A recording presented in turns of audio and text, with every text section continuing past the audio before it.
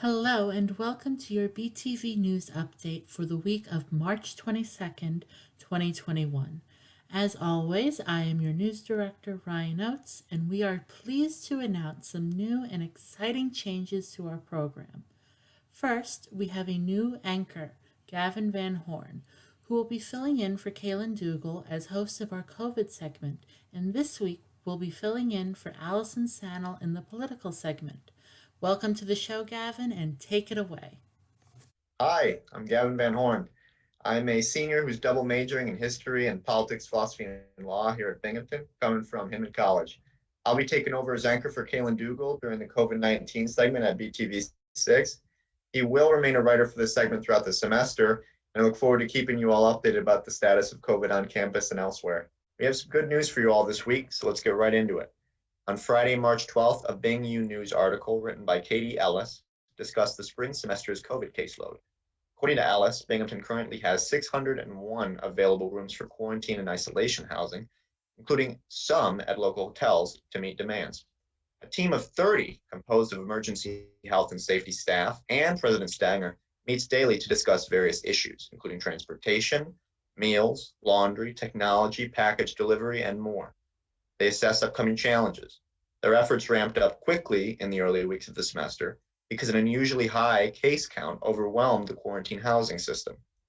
The university recently added a third-party after-hours medical service that provides 24-hour coverage to students and picks up prescriptions from pharmacies. Wi-Fi has been installed in hotels to ensure students have access to online classes. If a student is celebrating their birthday in quarantine housing, President Stanger gives them a phone call and wishes them a speedy recovery. Alice's article emphasizes that BU's reaction to COVID took time to develop, and this was not easy from a resource standpoint. It's a testament to the university's care for its students. Regarding the statistics, Binghamton conducted 4,946 tests with 16 on-campus positives and 4 off-campus positives from March 13th to the 18th. These results are part of a 2-week testing period ending on March 26th. Positivity rates are substantially lower than they have been, so Binghamton is controlling its cases as students take initiative. We are making big progress and striding in the right direction. The US has already administered over 110 million vaccines, and an average of 2.4 million vaccinations occur per day. The tunnel is ending and normalcy may return soon. So let's continue to be productive and tune in next week for more updates. This has been Gavin VanHorn for BTV6 News, providing you with the most recent COVID-19 data. And now on to general news stories for the week. We start with a shocking story that has brought racism against the Asian community to the forefront of national attention. 8 people were fatally shot this past Tuesday in Atlanta, Georgia, 6 of whom were Asian American. The shooters seem to be targeting Asian-owned businesses. This, unfortunately, may be part of a nationwide rise in hate crimes against Asian Americans this year. Cherokee County Captain Jay Baker was quoted saying that the shooter was just having a bad day and that he was pretty much fed up and kind of at the end of his rope.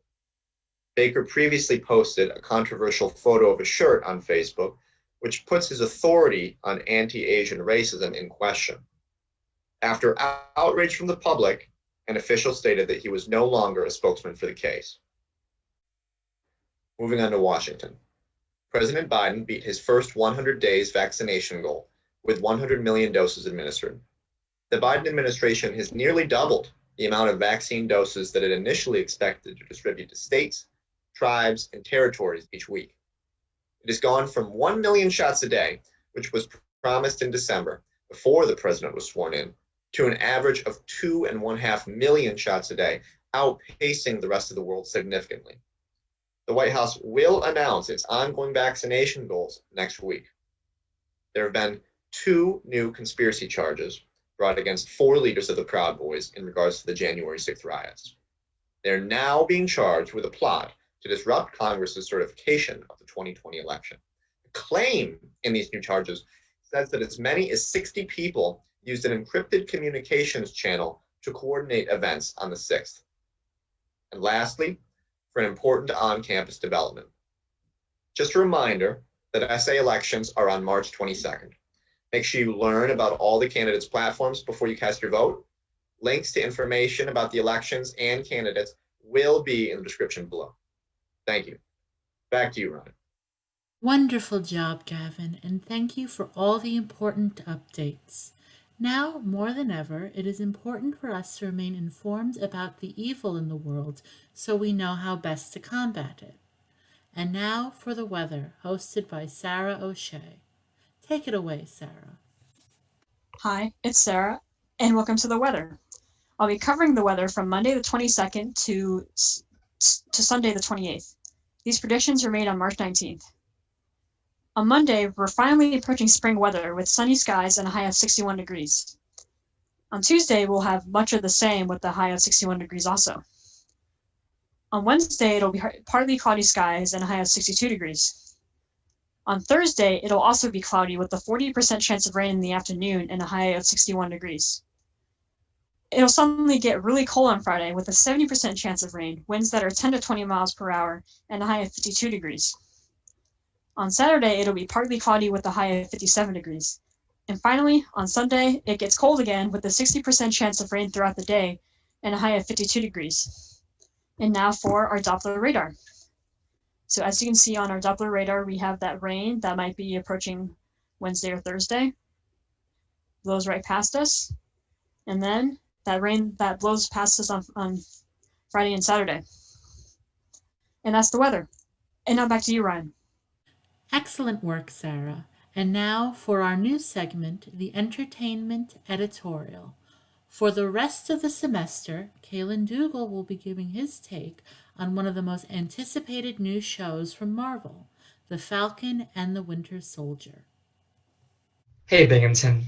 For the past few months, I've been the newscaster for the COVID section of BTV News. However, on March 19th of this month, the next Marvel Studios Disney Plus show, The Falcon and the Winter Soldier, was released. From now and until The Falcon and the Winter Soldier completes its run, I've decided that I'll be doing some casual Marvel commentary and analysis for all of you. Gavin VanHorn will be taking over the newscasting for me. Don't worry, I'll still be writing the COVID segments.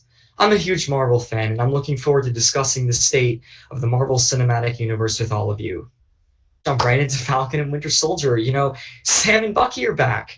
Anthony Mackie is back reprising his role as Sam Wilson, aka the Falcon, and Sebastian Stan is back reprising his role as Bucky Barnes, aka the Winter Soldier. So that's all very exciting. We're getting to see these characters again after their last reprisal of their roles in Avengers Endgame.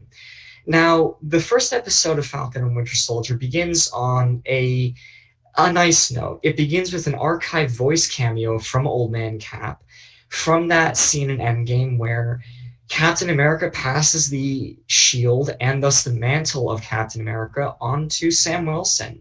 And we saw from that scene that Sam wasn't really sure about it. He said it feels like it belongs to someone else, and Steve told him, well, it doesn't, it belongs to you.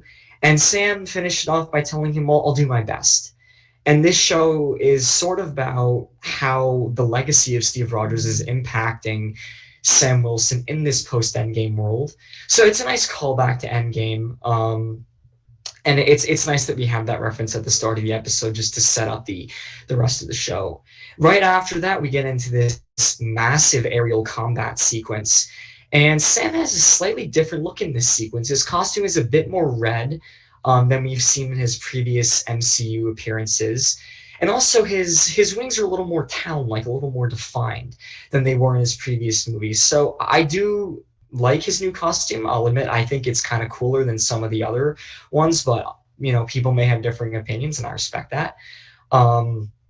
Bucky is not with him in this sequence, which is contrary to our expectation from the footage that we had released on Marvel's social media prior to the release to this episode. We saw a lot of interaction between Sam Wilson and Bucky Barnes on these supposed aerial combat missions, and we didn't see that in the opening fight sequence of this episode. So it'll be interesting to see, when Marvel actually has Sam and Bucky team up in this episode. I'm curious to know how much on-screen interaction they're going to have with each other. In addition, another much less known Marvel character appeared in this sequence in the form of Batroc, played by Georges St. Pierre. Batroc or Batroc, I'm not sure how to pronounce the name. Sorry. Last appeared in Captain America: The Winter Soldier during the Lumerian star sequence at the very beginning of the film. And Winter Soldier came out in 2014, so it came out a while back. So it's interesting to see the character of Batroc be reprised in this episode. He's a welcome appearance to that sequence, but it was just nice to see that, you know, Marvel hasn't forgotten about their other characters. So it was a nice little touch. And in addition, at the end of this aerial combat sequence, we learned that Sam Wilson is now a member of the Air Force, and he has been, according to him, for about 6 months, which tells us that this series has to start at least 6 months from the conclusion of Avengers Endgame, or about 6 months, we'll put it there, which tells us where it sort of falls into the MCU timeline in Phase 4, which is interesting, because now we know where it is in relation to some of the other more recent projects. We know it takes place after WandaVision, but before Spider-Man Far From Home. So that's an interesting little timeline addition there. And right after this, we get a real legacy moment about Captain America and Steve Rogers. Sam Wilson gives a speech in which he talks about the legacy of Steve and what, you know, the figure of Captain America meant to the world. And he also says that, you know, again, he doesn't feel as though he's worthy of the shield. And the shield that Steve passed on to him is right there in the shot. And because Sam Wilson does not believe he's worthy, he gives it to the Captain America exhibit at the Smithsonian Air and Space Museum, which is now apparently being controlled by the military. And it's just interesting that, you know, even though Steve gave the shield to Sam, he doesn't believe that he's worthy of Steve's legacy, and he doesn't believe that he can carry it out effectively. He is the heir to the shield, so having him pass it on and make it basically a museum exhibit is very interesting. And we also had a very welcome appearance from James Rhodes, aka Rhodey, aka War Machine, played by Don Cheadle, during that sequence. Don Cheadle is only in the episode for a few minutes. His appearance is basically in the form of a brief cameo, but it's just nice to see him back in the episode, and he's a very welcome appearance of the series. I personally had no idea that Don Cheadle would be appearing in The Falcon and the Winter Soldier, so I'm very happy to see that, you know, Marvel is having their characters resurface in these shows. It's a very nice addition to the series, and it's possible that we'll see other Marvel cameos through the show as time goes on. And also, as Rhodey and Sam are walking through this Captain America exhibit, we do get another reference to Endgame, as there is a display board of the names of vanished people on it. So again, we have Marvel making callbacks to their previous installments, and Endgame is probably the most important installment to reference in this series, because, as we all know, this is a post-Endgame world, and Sam Wilson and Bucky Barnes are having to acclimate to that. And throughout this episode, like I said, we're seeing Sam Wilson and Bucky Barnes having to acclimate to this world that they've only recently gotten back into after having been vanished for 5 years, because as you'll recall, at the end of Infinity War, both Sam Wilson and Bucky Barnes were dusted from Thanos' snap. They were both wiped out and thus weren't present for those 5 years where the universe was in this sort of post-apocalyptic state, and half of it was gone, and it had massive ramifications on the Marvel Cinematic Universe. Sam Wilson and Bucky Barnes do not interact at all or even meet during this episode. They have no screen time together, which is quite interesting considering that this is a show based on the two of them, and that all the promotional content prior to the release of this first episode showed so much interaction and almost humorous moments between the two of them. So it's interesting to see that they had no time together in this episode. And I'm wondering when it is in this series that the two of them will sort of team up and become this Falcon and Winter Soldier team that's been promoted so much by Marvel over the past few weeks and months. In this first episode, they're both dealing with their own personal issues. Sam Wilson is having familial problems. He has a sister, which is not something that we knew about prior to this film, prior to this series, as far as I'm aware. So it's interesting to have that addition to the character. It just adds a little more depth to him and gives him a little more, family structure, which is nice to have.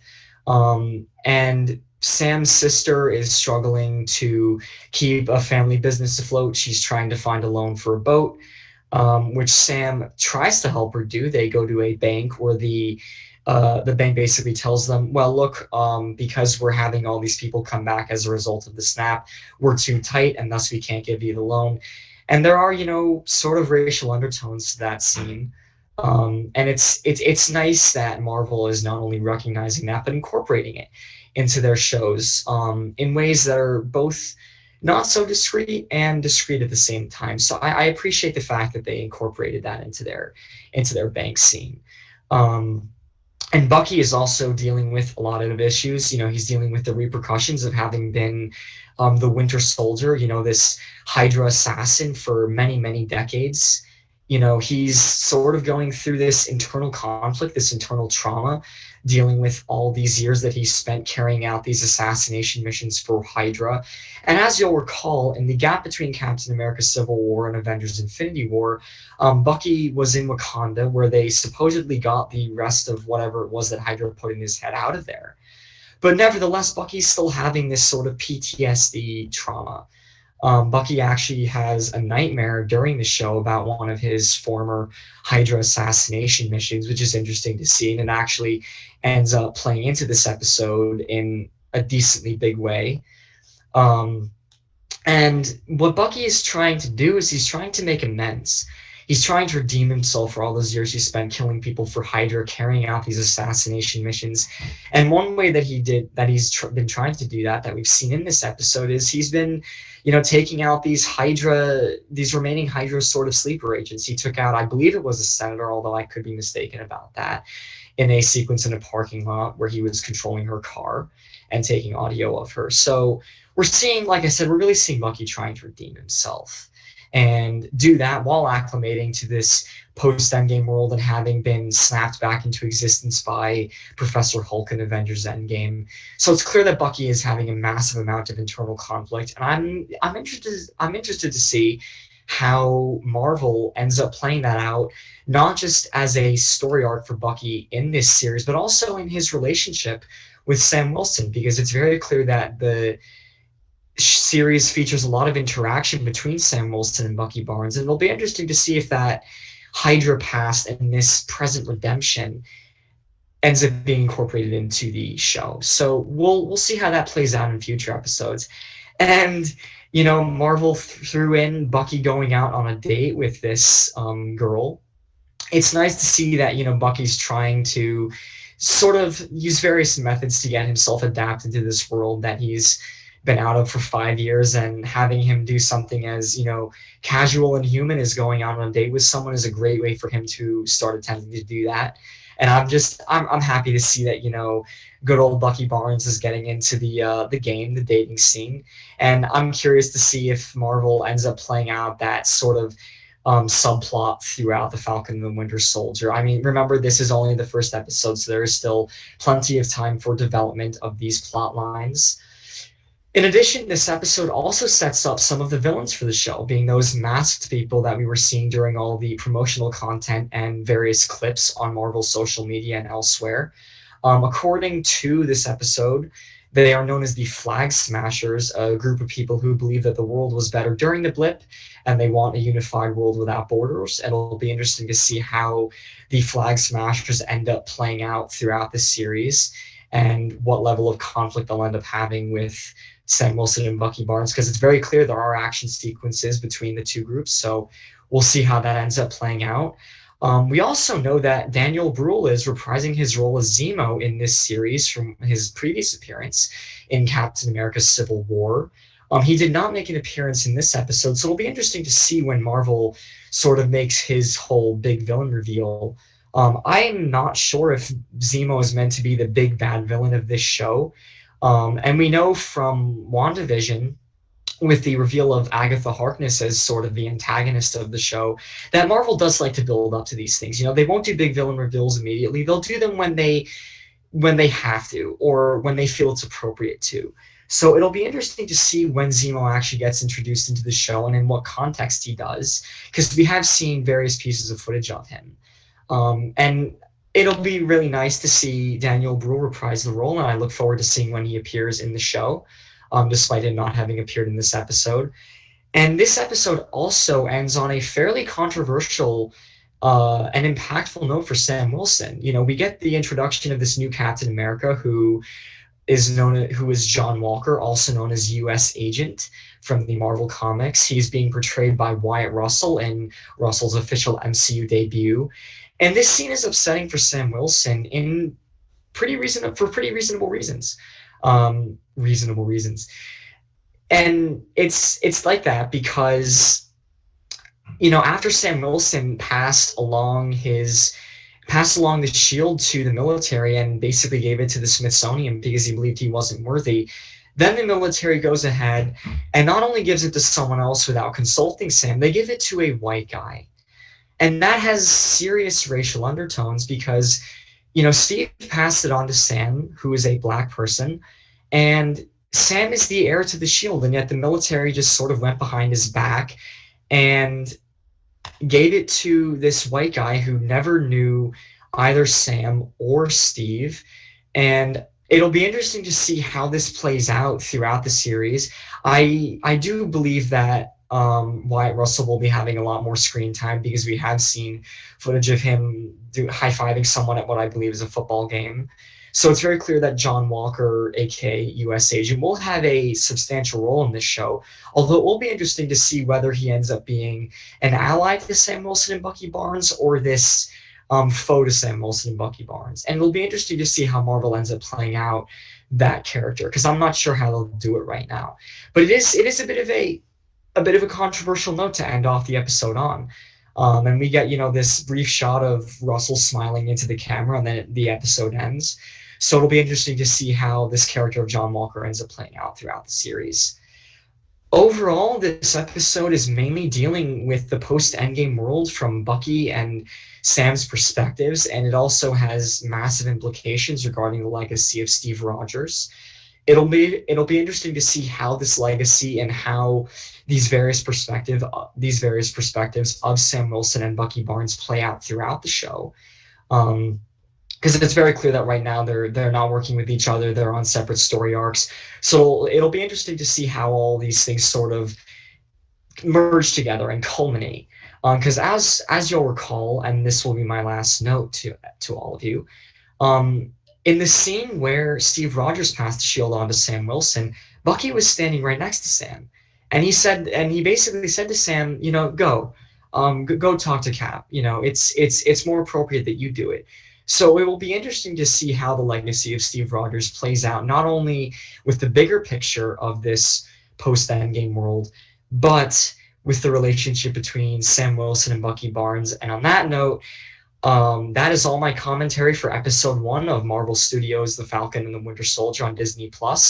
There are 5 more episodes according to what Marvel Studios has told us, so we'll have 5 more weeks of content for this show after this. So I look forward to doing some more MCU commentary and analysis with you guys next week for episode 2 of Falcon and the Winter Soldier. I'll see you guys then. Back to you, Ryan. Thank you, Cailan. And with that, we finish your news update for the week of March 22nd, 2021. Please join us again next week for even more news. Until then, this has been Ryan Oates, signing off.